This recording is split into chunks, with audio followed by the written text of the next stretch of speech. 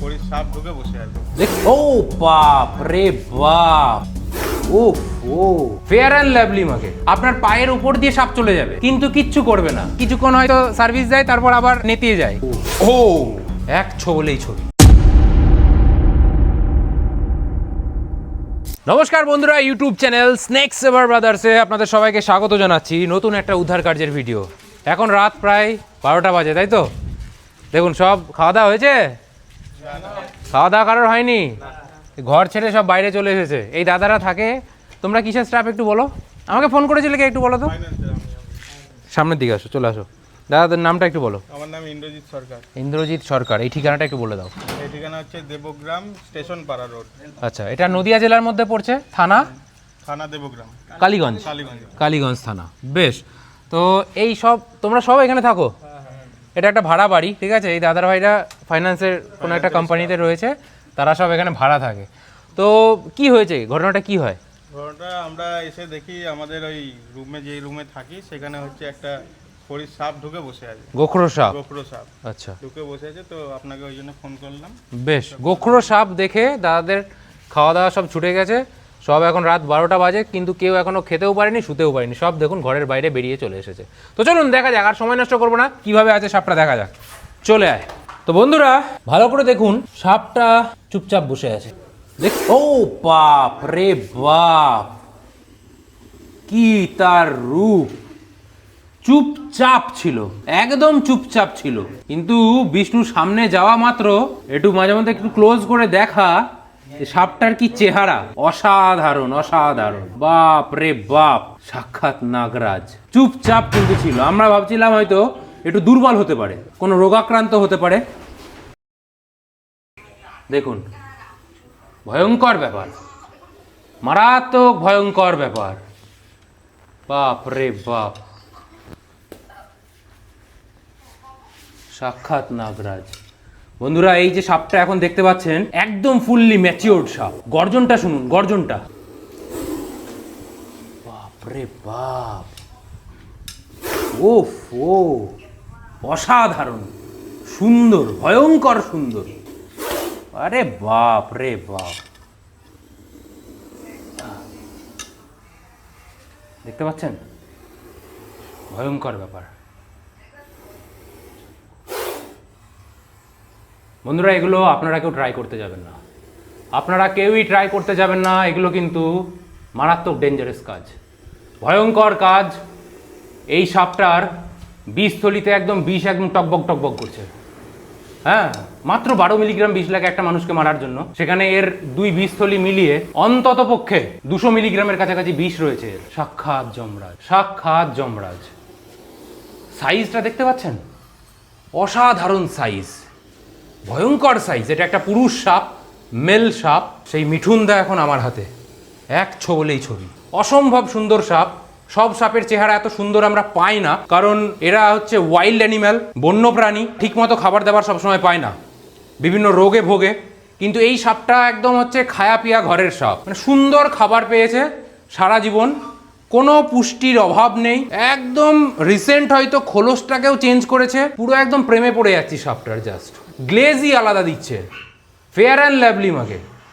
ভয়ঙ্কর অসাধারণ গ্লেজ। তো যারা এই মুহূর্তে ভিডিওটা আমার চ্যানেলে প্রথম নজরে পড়েছে তাদেরকে বলে রাখি যে এই গোখরো সাপ ভারতবর্ষের মধ্যে সব থেকে বেশি কাটে মানুষকে, তবে সব থেকে বেশি সাপে কাটা রোগীর মধ্যে বেঁচেও যায় কিন্তু এই গোখরো সাপের ছোবল থেকে। কারণ কি, এ ড্রাই বাইট করে বেশি, মানে আপনাকে কামড়াবে, কিছু কামড় শুধু আপনাকে ভয় দেখানোর জন্য মুখ বন্ধ করেই ছোবল মারে। এই যে বারবার বারবার ছোবল বসাচ্ছিল, তো এ কিন্তু কিছু কামড় মুখ বন্ধ করেই মারে, আর কিছু কামড় মুখ খুলে মারে, দাঁত বসিয়ে দেবে, কিন্তু বিষ ঢালবে না।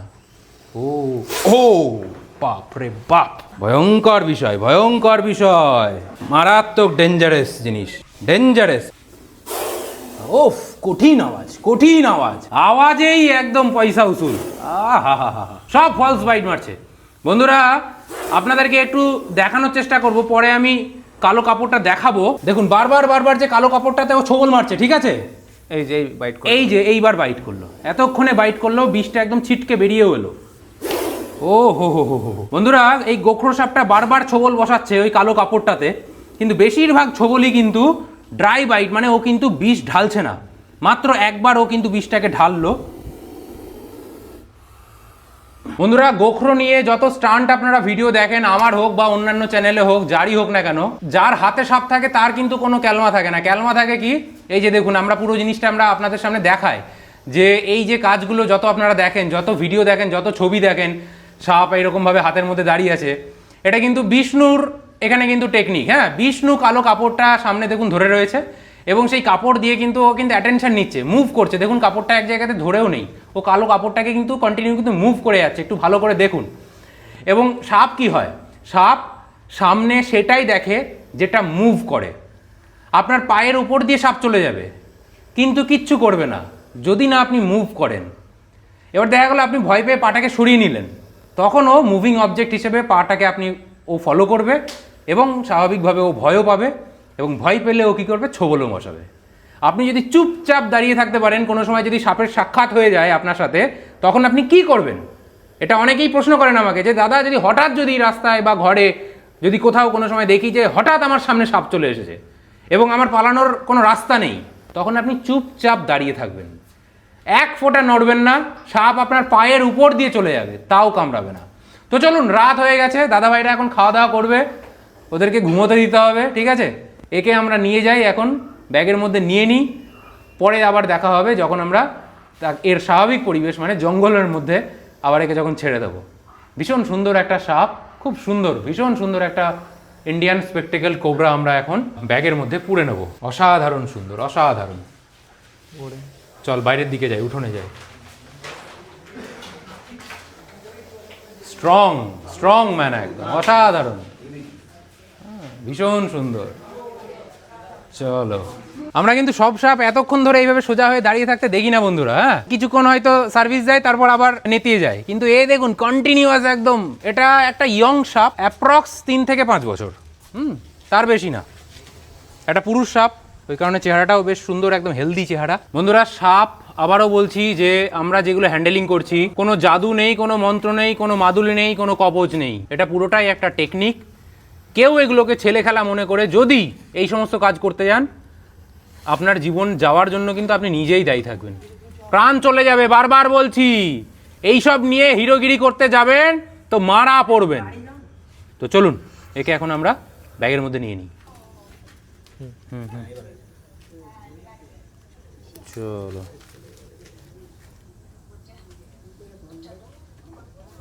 বেশ। তাহলে বন্ধুরা, দেখতে পেলেন এখান থেকে আমরা সুন্দরভাবে একটা অসাধারণ সাইজের একটা ম্যাসিভ ইন্ডিয়ান স্পেকটেকল কোবরা উদ্ধার করে নিলাম। চলুন, দেখা হচ্ছে আবার রিলিজ স্পটে, মানে জঙ্গলের মধ্যে, যেখানে সাপটাকে ছেড়ে দেবো তার স্বাভাবিক পরিবেশের মধ্যে। তো বন্ধুরা, চলে এলাম রিলিজ স্পটে। দেখতে পেলেন কালকে রাত্রিবেলায় আমরা বাড়ি থেকে প্রায় 15 কিলোমিটার দূরে গিয়ে একটা তরতাজা একটা যুবককে উদ্ধার করলাম, ইন্ডিয়ান স্পেকটেকল কোবরা। তো এখন সময় রিলিজের, সাপটাকে এখন আমরা জঙ্গলের মধ্যে ছেড়ে দিতে চলে এসেছি। অসাধারণ সুন্দর একটা সাপ। মাঝে মধ্যে আমরা দেখুন, আমরা সাপ উদ্ধার করি যেরকম, তেমনি আমরা বিভিন্ন রকমের সাপ পাই। দেখুন, একটা আমাদের মানুষের মধ্যে যেরকম প্রচুর প্রকারভেদ আছে, কেউ একটু লম্বা, কেউ একটু মোটা, কেউ একটু বেটে, কেউ একটু শ্যামলা, কেউ একটু বেশি ফর্সা, অনেক রকম তার মধ্যে ভাগ থাকে। তো আমরা সাপ উদ্ধার করার সময়ও না এই রকম সাপেদের মধ্যে প্রচুর ব্যাপার আমরা কিন্তু সেগুলো আমরা আইডেন্টিফাই করি, সেগুলো আমরা বুঝতে পারি। তো কিছু কিছু সাপ আমাদের নিজেদের খুব পছন্দ হয়ে যায়। হ্যাঁ, মানে জিনিসটা এমনই, শুনতে হয়তো আপনাদের একটু অকওয়ার্ড লাগবে, হ্যাঁ এই টার্মটাই ব্যবহার করছি যে পছন্দ হয়ে যায়। মাঝে মধ্যে মনে হয় যে একে যেন আমরা রেখে দিই, হ্যাঁ বাড়িতে যেন পুষি, এরকম মনে হয়, কিন্তু সেটা একদমই উচিত না। বা সেটা বোথ লিগ্যালি বলুন বা এমনি জেনারেল বলুন, সেটা কিন্তু একদমই উচিত না। কারণ এরা আলটিমেটলি একটা বিষধর প্রাণী। যতই আমাদের ভালো লাগুক, যতই সেটা দেখতে সুন্দর হোক না কেন, সে বন্যেরা বনেই সুন্দর, সেটা বাড়িতে কিন্তু একদমই না। কারণ এগুলো বাড়িতে রাখা লিগ্যালি যতটা না অপরাধমূলক একটা কাজ, তার থেকে সবথেকে হচ্ছে যে আপনার জীবন যে কোনো সময় চলে যেতে পারে। এই সমস্ত জিনিস কিন্তু কেউ করতে যাবেন না। এগুলো আমরা উদ্ধার করছি, আবার দেখুন জঙ্গলে ছেড়ে দিচ্ছি। তো চলুন, আর সময় নষ্ট করবো না। ভিডিও যদি ভালো লেগে থাকে অবশ্যই লাইক কমেন্ট করে জানাবেন কেমন লাগছে, আর কীরকম ভিডিও আপনারা দেখতে চান সেটাও কমেন্ট করতে ভুলবেন না। দেখা হবে এরকমই নতুন কোনো ইনফরমেটিভ ভিডিওর মাধ্যমে। ততক্ষণের জন্য সবাই খুব সুস্থ থাকবেন, ভালো থাকবেন। জয় হিন্দ, বন্দে মাতরম।